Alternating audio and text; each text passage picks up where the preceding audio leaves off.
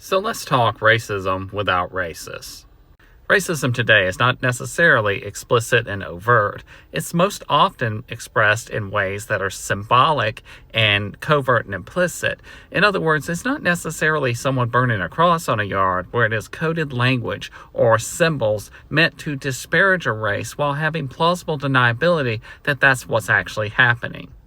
So what is symbolic racism? Well, symbolic racism uses abstract concepts and ideals and symbols, as well as traditional moral values, to express negative attitudes about a racial group or an ethnic group. This form of racism is often presented in a colorblind way, and it's often hidden behind things like economics or crime so that they can use stereotypes to disparage an entire group while making it seem like it's about individual freedom.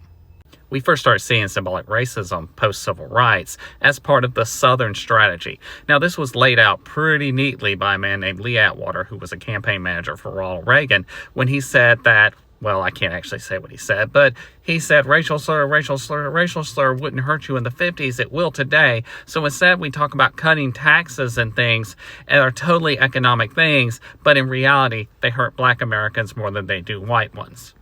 And symbolic racism has gone a long way in making white people in particular believe that things like structural racism do not exist, as in this comment where a white man is trying to tell a person of color what their race is.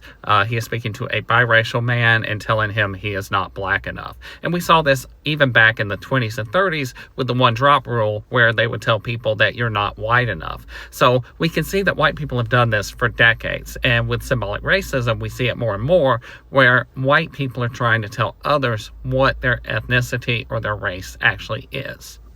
And science has come a long way as well, and it's recently linked the denial of structural racism with anti-Black attitudes, including lack of empathy for Black Americans or a push to be anti-diverse, claiming that these individuals are getting things they don't deserve or are being picked above white people. And we saw that with Charlie Kirk as well. Charlie Kirk often pushed the Great Replacement theory, which is an anti-Black, anti-Hispanic theory, which claims that other people are trying to replace white people in this country. And because people like Charlie Kirk and Tucker Carlson pushed the Great Replacement theory, there have been several far right-wing extremists who have created terrorist acts in the United States trying to prevent that from happening. Symbolic racism relies on coded language. So instead of saying overtly racist things, it talks about welfare or affirmative action, things that we also see people like Charlie Kirk constantly talking about on their platform. And it uses that coded language to evoke the racial biases that are present when we talk about such things as welfare or affirmative action. They also try and tie in traditional moral values like the individualism of the United States or the Protestant work ethic. And even I've talked about this implicit bias driving white Americans' choices in my own work. In our paper, Implicit Resentment and the Gun Policy Preferences of White Americans, we talk about how those types of symbolic racist attitudes drive white Americans to want to own guns and have guns in more places.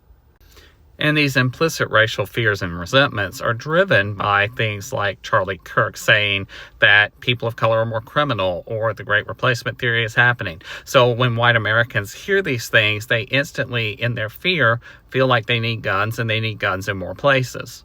Because let's face it, Charlie Kirk gave the false rhetoric all the time that Black Americans were more criminal than white ones, and that is just not true.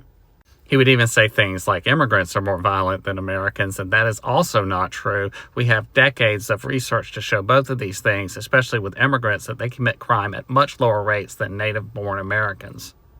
But the people who use symbolic racism know that the people listening to these messages aren't going to fact-check them. Instead, they're going to double down on their fears, and they're going to act in ways that can cause violence to other people, including the violence of denying a person their race, like Charlie Kirk consistently did with Kamala Harris. So here you can see a summary of the differences between symbolic racism and traditional racism. So for example, under social acceptability, symbolic racism is seen as more socially acceptable because it's offering justifications for the bias as compared to traditional racism. You can pause and read these. All of this is to say is that symbolic racism still plays a heavy part in politics today, as we can see with the way people are celebrating the life of a man who did everything in his power to advance symbolic racist ideologies. Lee Atwater would be proud of him.